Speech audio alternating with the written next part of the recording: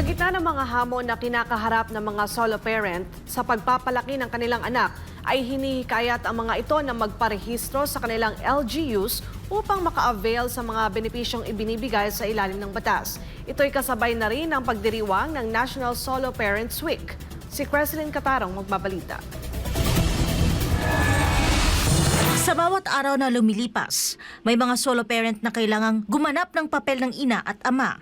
Gumigising ng maaga para maghanda ng almusal, nagtatrabaho ng buong araw at sa gabi muli haharap sa mga responsibilidad sa tahanan. Habang tahimik silang nakikipaglabad sa mga pagsubok ng buhay, isang mahalagang panawagan ang inilalabas ng National Council for Solo Parents o NCSP. Hindi dapat sila mag-isa sa laban. Sa inilabas sa pahayag ng National Council for Solo Parents, dalawang pangunahing suliranin ang patuloy na bumabalot sa buhay ng mga solo parents sa Pilipinas. At ang mga ito ay hindi basta-bastang hamon. Ayon kay NCSP Secretary General Red de Guzman, ang una sa mga hamon ay ang aspeto ng pananalapi. Lahat ng pamilya, anuman ang katayuan, ay may pinansyal na pangangailangan.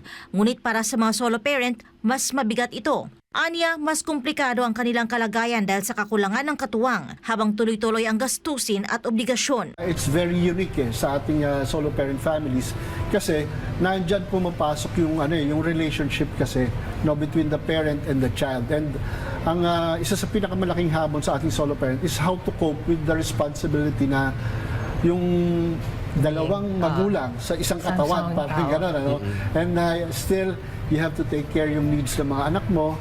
Inilahad pa ni de Guzman ang isang malupit na katotohanan na sa sobrang pagtutok ng maraming solo parent sa bawat pangangailangan ng kanilang mga anak, nakakalimutan na nilang tignan ang sarili sa salamin. Sa ganitong sitwasyon, ani de Guzman, ito ay nagre-resulta sa pagbagsak ng kanilang konsepto ng self-care o pag-aalaga sa sarili na may kasamang epekto sa kanilang self-worth o pagpapahalaga sa sarili. Well, ito yung sad reality. Marami sa solo parents, dahil they focus on the needs of the children, they now forget yung pang-sarili nila. Yung concept ng self-care and yung masyadong bumababa kasi yung self-worth minsan ng isang solo parent.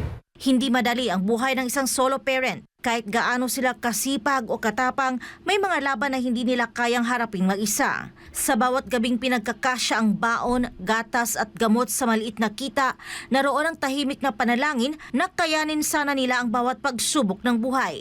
Dahil dito, ngayong ginugunita ang National Solo Parents Week mula Abril 21 hanggang 26, pinalakas ng gobyerno ang suporta para sa kanila. Sa pangunguna ng Department of Social Welfare and Development o DSWD, kasamang Interagency Coordinating and Monitoring Committee, layo nilang maramdaman ng mga solo parent na hindi sila nag-iisa. Isasagawa ang one-stop shop caravan sa Abril 26 sa Mandaluyong College of Science and Technology, kung saan pwedeng magparehistro ang mga solo parent at makuha ang iba't ibang serbisyo mula sa gobyerno, kabilang na ang pag-apply o pagre-renew ng solo parent ID. Ayon kay DSWD spokesperson Assistant Secretary Irene Dumlao, layo ng caravan na gawing madali ang proseso para makuha ang mga benepisyo ng Expanded Solo Parents Welfare Act. Kabilang dito ang 10% diskwento at VAT exemption sa mga bilihin tulad ng gatas, pagkain, diaper, gamot at iba pa. Pati na rin ang buwan ng 1,000 pisong cash aid mula sa LGU. Makikinabang din ang mga solo parents sa prioridad sa pabahay, automatic PhilHealth coverage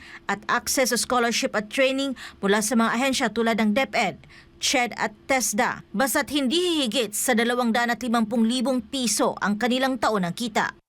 Para sa Diyos at sa Pilipinas kong mahal, Creslyn Catarong, SMNI News.